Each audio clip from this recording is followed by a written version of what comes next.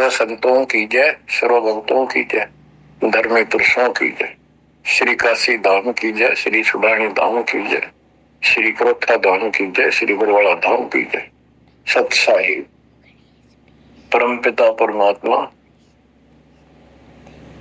कबीर परमेश्वर जी हमारे पिता हैं, हमारी माता है, हमारे सच्चे बंधु भाई हैं, सच्चे सखा मित्र हैं, सच्चे दोस्त हैं। ये हमारा धन है, ये हमारी पूंजी है। इसको भूलकर हमने असंग जन्म इस काल के लोक में बहुत दुख उठा लिए। ये प्रत्येक युग में आते हैं और हमें समझाने की चेष्टा करते हैं, तुम इस लोक के वासी नहीं हो, ये लोक अच्छा नहीं है।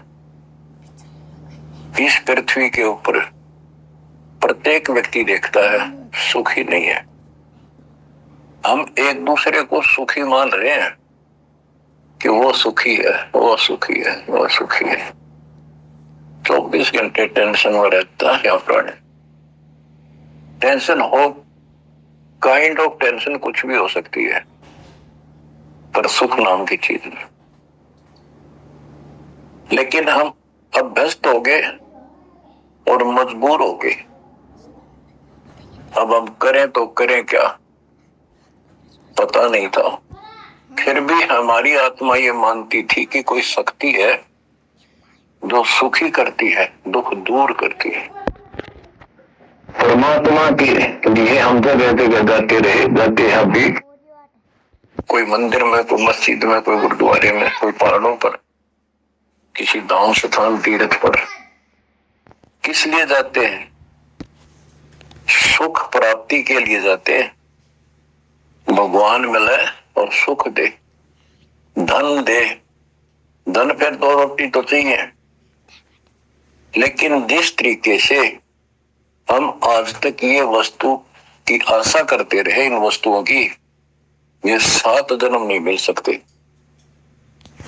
गीता अध्याय 18 श्लोक 62 में यही बताया है कि अर्जुन तो सर्वभाव से उस परमेश्वर की शरण में जा, उसकी कृपा से ही तू परम शांति को और सनातन परम धाम को प्राप्त होगा। सनातन परम धाम शाश्वतम स्थानम, यानी अविनाशी लोक, अमर लोक, सत्य लोक को प्राप्त होगा, जहां पर परम शांति है। यहां भी सुखी होगा, पर लोक भी तेरा सुख में होगा।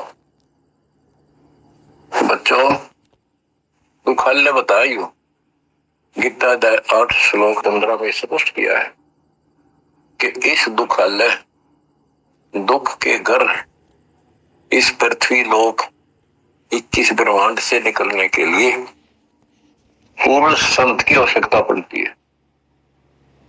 आपको कति क्लियर कर रखा है कि कबीर साहब के अतिरिक्त या उनकी प्यारी आत्मा संत जन जो उनसे रूबरू हुए, उनका साक्षात्कार जिन्होंने सतलोक में किया,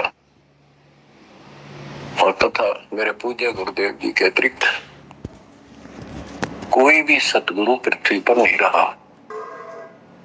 और उनकी कदर नहीं करी जिन्होंने हमारे कोई सच्चा ज्ञान, सच्चा भगवान बताने की चेष्टा की, क्योंकि हमें विश्वास नहीं हो रहा था कि ये जो बात कह रहे हैं ये गीता वेद पुराणों में नहीं है। ये हमारे को मिसगाइड किया हुआ था, भ्रमित कर रखा था, क्योंकि हम जिनको विद्वान समझा करते थे, संस्कृत बोलते थे धारावाहिक, तो हम उनसे इतने प्रभावित थे कि भगवान को भी रिजेक्ट कर दिया 600 साल पहले जो आए थे। उनकी बातों को सुनकर ये अनपढ़ है, अशिक्षित है, और जो ये बातें कह रहा है बेप्रमाणित है, कोई शास्त्रों में नहीं, कोई वेदों में नहीं। और वो सब देख लेते थे ब्राह्मण लोग, पंडित। ब्राह्मण कोई जाति से लिंक नहीं है यहाँ पर। ब्राह्मण उसको कहते हैं जो भगवान से परिचित है। हम इनको परमात्मा से परिचित मानते थे, इसलिए इनको पंडित कहा जाता था।